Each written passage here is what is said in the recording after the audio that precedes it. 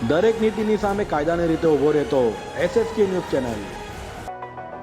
સુરતના ચલથાણ પાસે વાંકાનેર પાસે યુવાનની પાવરના ડીપી પરથી લાશ મળતા આપઘાત કર્યો હોવાની આશંકા વ્યક્ત કરાઈ રહી છે. સુરતના ચલથાણ ખાતે રહેતા અને સિક્યુરિટીનું કામ કરતા અને ચલથાણ માત પરિવાર સાથે રહેતા 30 વર્ષીય અમરસિંહ રામપ્રીત યાદવની ચલથાણ પાસે આવેલ વાંકાનેર પાસે એક પાવરની ડીપી પરથી લટકેલી હાલતમાં લાશ મળી આવી હતી, જેને લઈ અમરસિંહ યાદવે આપઘાત કર્યો હોવાનું અનુમાન લગાવાઈ રહ્યું છે. જી, તમારું નામ? સુભાષભાઈ પ્રસાદ યાદવ. સાથે ઘટના બની છે, એમનું નામ? અમરસિંહ યાદવ. કેટલી ઉંમર છે? એમની 32. કઈ જગ્યાએ રહે છે? આ વાંકાનેડા ગામ મંદિર ફળિયું. આ ઘટના કઈ જગ્યાએ બની? વાંકાનેડા ગામથી વાંક આવે ત્યાં એક જીબીનો પોલ છે, એના ઉપર બન્યું. શું બનાવ? એ ભાઈ ડ્યુટીથી આવતા હતા, કદાચ આવતા હતા કે જાતા એ કન્ફર્મ નથી મારે, પણ એ ભાઈ આવતા હતા તેમ જીબી ઉપર ત્યાંથી આવતા વખતે 2-4 જણા આવ્યા, ચપ્પુ બતાવ્યું એમને, એમ મોબાઈલ સ્નેચિંગ ને એવું કંઈ કહેતા હતા એ ભાઈ કે મારી સાથે એવું કરતા હતા, પણ એવું કંઈ થયું નહીં હતું એમની સાથે. મોબાઈલ એમની ગજવામાં જ અહીંયા મળ્યો અમને, પણ એમને એવું કીધું કે તું જીબી ઉપર નહીં જશે. જે 4 જણા આવેલા હતા, 3-4 જણા, એમ કે ચાકુ મને બતાવ્યું, ચાકુ મૂકીને એમ કે આની ઉપર જીબી ઉપર ચડી જા, નહીં તો તને ચાકુ મારીને મારી નાખ. કઈ કંપનીમાં કામ કરતા? પહેલા તો સંસ્કાર હતું એ કંપનીનું નામ, હવે સુભાષ પ્રોસેસિંગ એવું કંઈ થઈ ગયું છે, એમનું નામ બદલાઈ ગયું.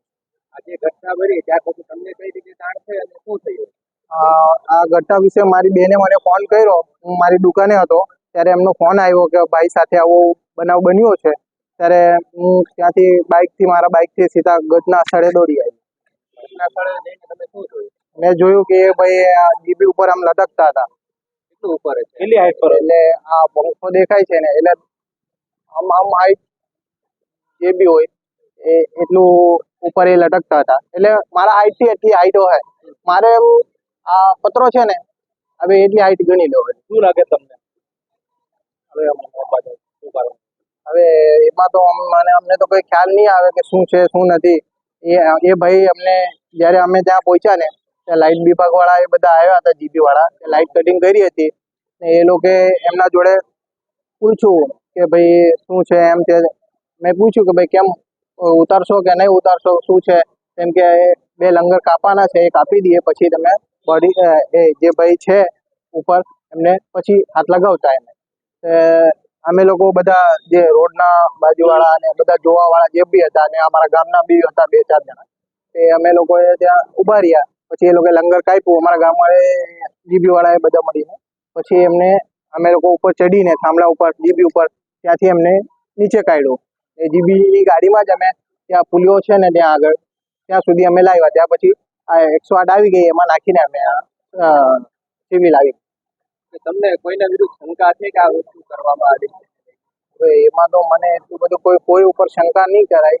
આમ ઘરમાંથી મને એમ વાત મળી હતી કે એમના ઓફિસમાં એમ થોડુંક કંઈક પ્રોબ્લેમ ચાલતું હતું. એમ કહેતા હતા કે ભાઈ કોઈ નવી મેડમ આવી છે, એમને થોડુંક હેરાન કરે છે, દોડ ભાગ કરાવે છે એવું. પણ હવે શ્યોરિટી નથી, મારી આંટી એમ વાત કરતી હતી એટલે મને ઘરેથી એમ મારા કાનમાં આ વાત આવી છે, એ શ્યોર નથી હું. દરેક નીતિની સામે કાયદાની રીતે ઊભો રહેતો SSK ન્યૂઝ ચેનલ.